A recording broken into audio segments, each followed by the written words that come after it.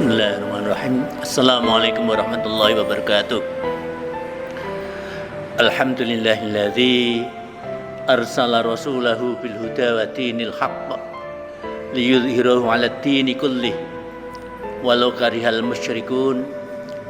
Asyhadu an la ilaha illallah wahdahu la syarikalah wa asyhadu anna Muhammadan 'abduhu wa rasuluh. Allahumma shalli ala Muhammad wa ala ali Muhammad kama shallaita ala Ibrahim wa ala ali Ibrahim wa barik ala Muhammad wa ala ali Muhammad kama barakta ala Ibrahim wa ala ali Ibrahim fil alamin innaka Hamidum Majid. Pemirsa rahimakumullah, alhamdulillah, syukur kita panjatkan kehadirat Allah Subhanahu wa taala. Pada kali ini kita masih diketemukan oleh Allah dengan bulan Ramadan tahun 1441 Hijriah. Dengan karunia ini harapan kita tentunya adalah kita diberikan suatu keadaan yang bersyukur, bisa ketemu bulan Ramadan kembali dan bisa beribadah dalam rangka untuk taat kepadanya.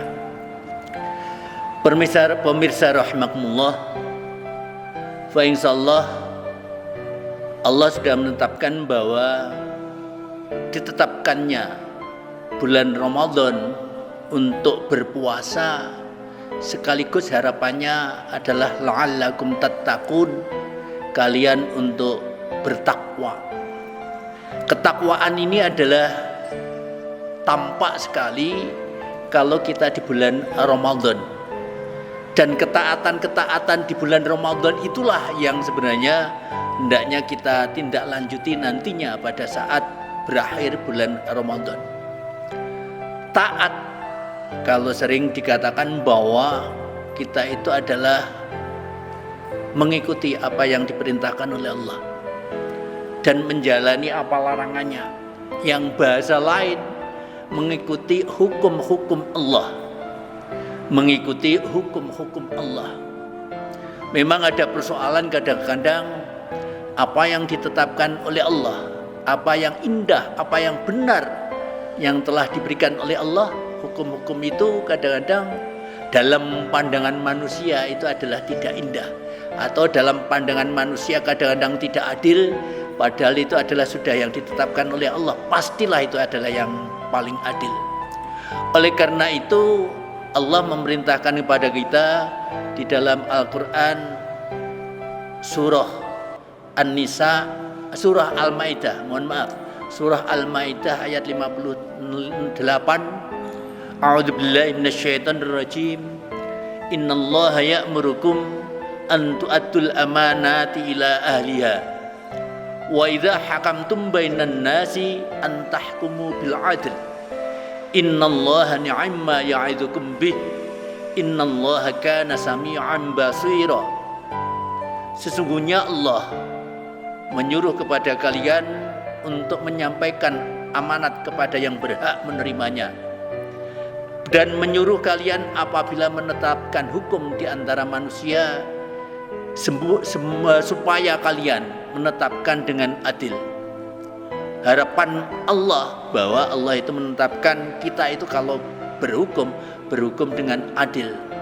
Di ayat lain juga disebutkan di surah 16, surah An-Nahl ayat 90 yang berbunyi a'udzubillahi minasyaitonirrajim. Innallaha ya'murukum bil 'adli wal ihsan wa ita'i dzil qurba wa yanha 'anil fahsya'i wal munkar wal baghi ya'idzukum la'allakum tadhakkarun. Sesungguhnya Allah menyuruh kalian berlaku adil dan berbuat kebajikan, memberi kepada kaum kerabat, dan Allah melarang dari perbuatan keji, perbuatan kemungkaran dan permusuhan. Para pemirsa rahimakumullah, hanya persoalannya bagaimana agar kita berhukum itu adalah hukum yang benar. Maka meskipun seringkali indahnya hukum yang ditetapkan oleh Allah tak seindah seperti apa yang dilihat oleh manusia, tetapi Allah menetapkan dan memerintahkan kepada kita sebagaimana firman-Nya di surah Al-Maidah ayat 42, a'udzubillahi minasyaitonirrajim. wa in hakamta fahkum bainahum bil qisti innallaha yuhibbul muqsitin. Jika kamu memutuskan perkara mereka, maka putuskanlah perkara itu di antara mereka dengan adil. Sesungguhnya Allah menyukai orang-orang yang adil. Dan Allah memerintahkan agar seperti apapun kita itu berhukum dengan hukum Allah. Sebagaimana firman-Nya di surah Al-Maidah pula di ayat 44. Wala tastaru bi ayati samanan qalila walam yahkum bima anzalallah faulaika humul kafirun. Ayat berikutnya juga menyatakan wa man lam yahkum bima anzalallah faulaika humuz zalimun. Janganlah kamu menukar ayat-ayat Allah dengan harga yang sedikit. Barang siapa yang tidak memutuskan menurut apa yang diturunkan oleh Allah, maka mereka itu adalah orang-orang yang kafir. Barang siapa yang memutus perkara menurut apa yang diturunkan Allah dan tidak sesuai dengan apa yang ditetapkan oleh Allah, maka mereka itu adalah orang-orang yang zalim. Pemirsa rahimakumullah, disinilah letaknya seringkali manusia ada pilihan. Apakah pilihan itu adalah memutuskan perkara sesuai dengan ketetapan Allah, maka insyaallah kebenaran dan keadilan yang akan dicapai. Tapi kalau manusia itu memutuskan sesuai dengan keinginan-keinginannya, maka itu ada kerawanan dan itu dilarang oleh Allah. Sebagaimana firman-Nya yang artinya demikian. Putuskanlah perkara mereka itu menurut apa yang Allah turunkan, dan janganlah kamu mengikuti hawa nafsu mereka dengan meninggalkan kebenaran yang telah datang kepadamu. Untuk tiap-tiap umat di antara kamu, kami berikan aturan dan jalan yang terang. Sekiranya Allah menghendaki, niscaya kamu dijadikannya suatu umat,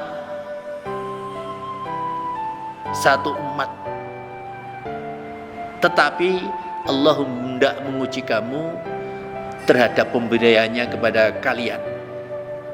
Jamaah pemirsa rahimakumullah, memang dalam memutuskan perkara itu ada beberapa jenis keadilan. Ada keadilan membagi yang disebut dengan distributif.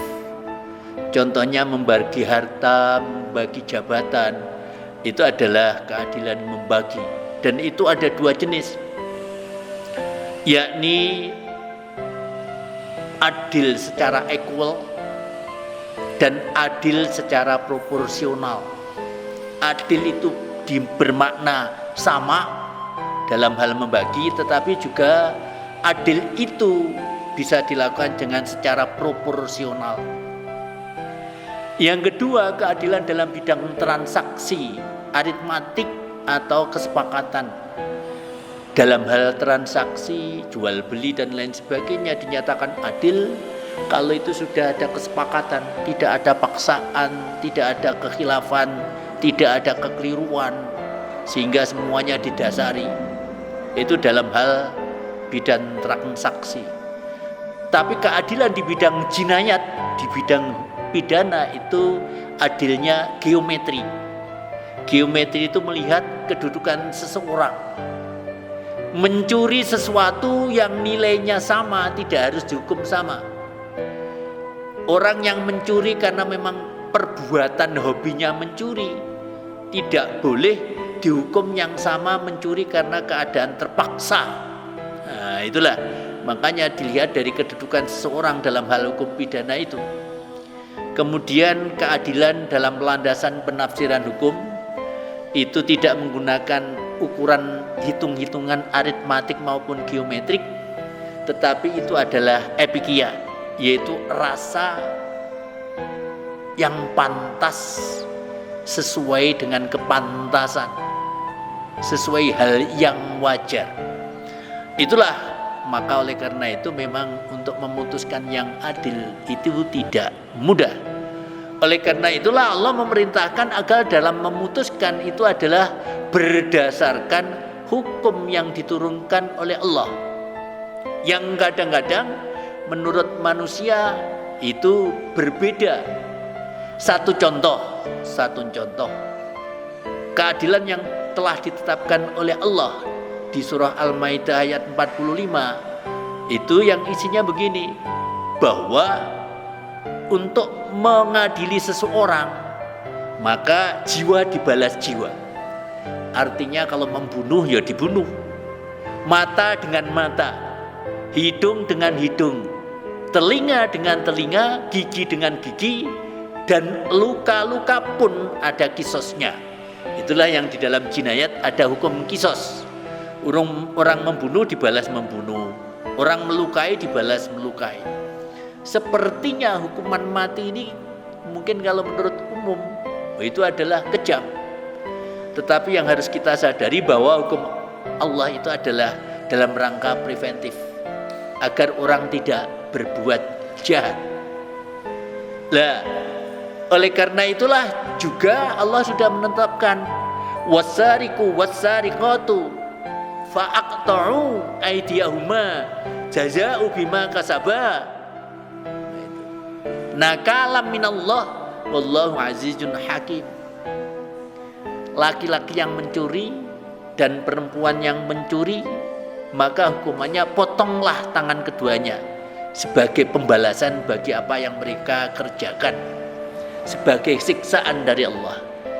Rasa-rasanya ini kalau menurut pandangan manusia, mosok mencuri tangan dipotong, rasanya enggak adil.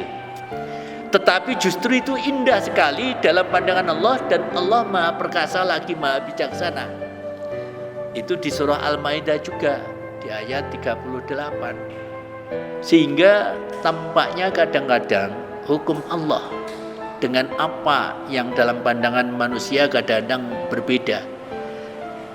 Bagus, adil yang ditetapkan oleh kadang-kadang menurut pandangan manusia itu adalah berbeda. Contoh lagi yang paling mudah, manusia oleh Allah di surah Al-Isra itu dikatakan wala taqrabuz zina innahu kana fahisyah wa sa'a sabila. Janganlah engkau dekati zina. Mendekati zina itu bahasa umumnya kan pacaran. Innahu kana fahisyah wa sa'a sabila, oleh Allah dikatakan itu adalah suatu jalan yang jelek dan membuat kerusakan. Nah, coba manusia pada saat ini mungkin lebih suka mosok pacaran indah begitu kok nggak boleh, kan itu kan. Inilah Allah yang Maha Tahu, Allah yang Maha Adil, yang kadang-kadang dalam pandangan manusia itu berbeda.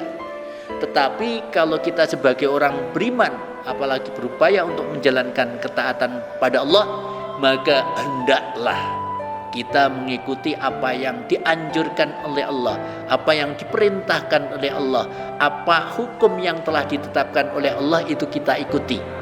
Fa insyaallah pada saat seperti itulah kita dalam rangka untuk berupaya taqwallah sebagai tujuan dari bulan Ramadan, sebagai tujuan dari puasa, akhirnya adalah mengharapkan kita taqwallah. Jamaah pemirsa rahimakumullah, satu contoh seperti itu. Itulah bahwa antara keindahan dari Allah dan keindahan manusia kadang-kadang berbeda. Ada hukum yang menurut Allah tentunya itu adalah yang terbaik, misalkan hukum waris, tetapi menurut manusia kadang-kadang kurang bagus. Ya gitu, itu kadang-kadang itu.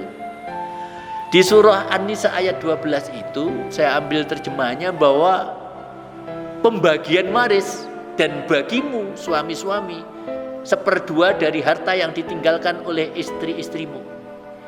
Jika mereka tidak mempunyai anak, jika istri-istrimu itu mempunyai anak, maka kamu mendapat 1/4.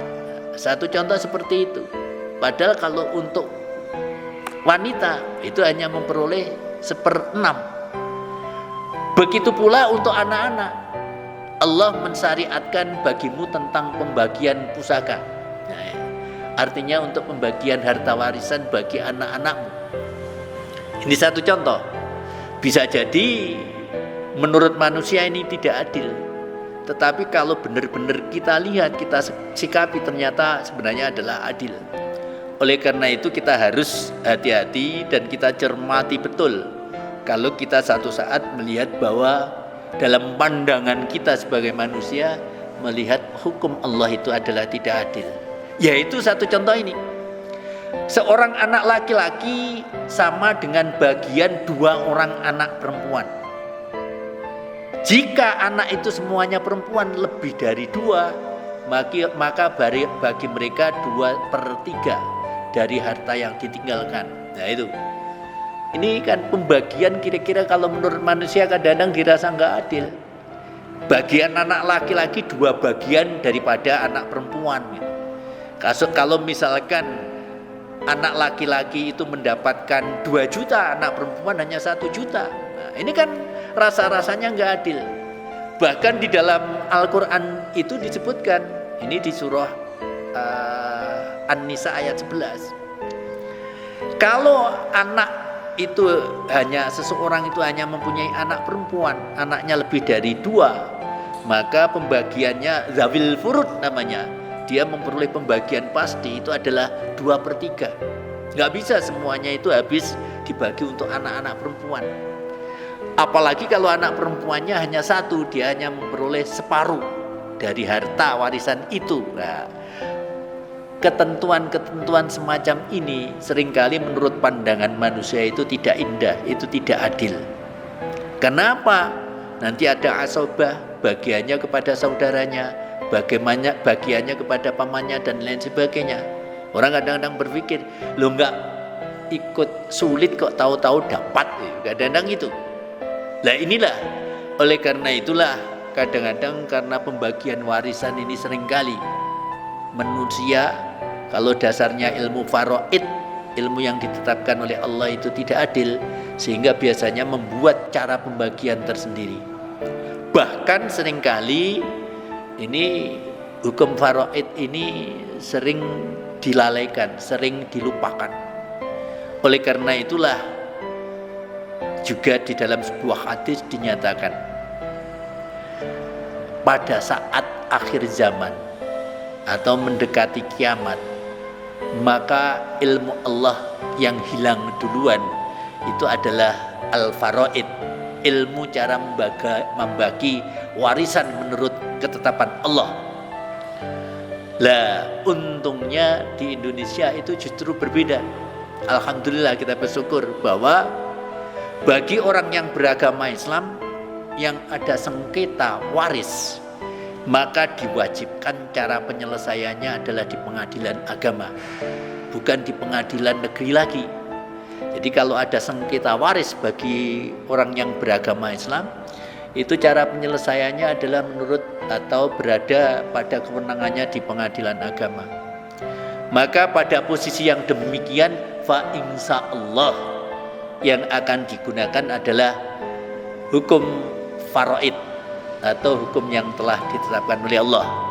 Dengan demikian, fa insyaallah kalau kita mengikuti apa yang telah ditetapkan oleh Allah, termasuk Indonesia memperlakukan hukum faraid bagi para sengketa orang Islam, tampaknya itu adalah menghambat kiamat. Berarti kiamat masih agak lama gitu. Itu Indonesia termasuk bidang yang semacam itu. Oleh karena itu, jamaah pemirsa rahimakumullah, marilah kita sadari bahwa apapun yang telah ditetapkan oleh Allah, apapun hukum yang diberikan oleh Allah, itu adalah yang terbaik. Sehingga sekiranya dirasa kurang pas dengan perasaan kita, justru yang hendak kita koreksi adalah bagaimana ketetapan-ketetapan manusia yang seringkali ada kelemahan-kelemahan. Jamaah rahimakumullah, insyaallah itu yang bisa kami sampaikan pada pertemuan kali ini. Mudah-mudahan ini membawa manfaat, membawa perbaikan pada kehidupan kita yang akan datang, dan membawa kebaikan pada hal-hal dalam hal kita memberikan keputusan jika ada suatu persoalan di dalam masyarakat. Kurangnya mohon maaf. Billahi taufiq wal hidayah. Assalamualaikum warahmatullahi wabarakatuh.